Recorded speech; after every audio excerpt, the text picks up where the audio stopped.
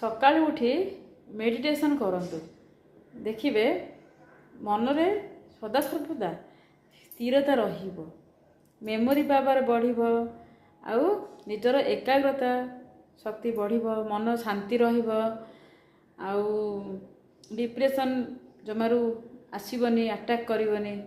आजिकल तो सब depression बाहरलानी, common हो गलानी। से सकाळु उठी मेडिटेशन करंतु। जदि मेडिटेशन करने को समय होनी तेबे गोटे काम करंतु, स्थिर मनरे गोटे स्थान रे बसी जातु।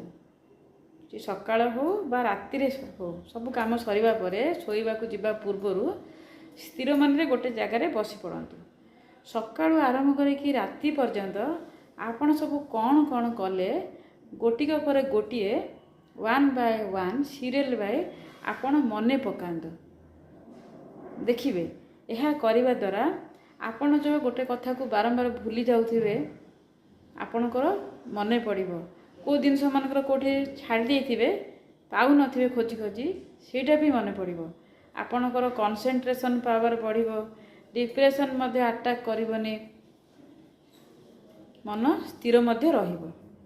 एमती करिक देखंतु।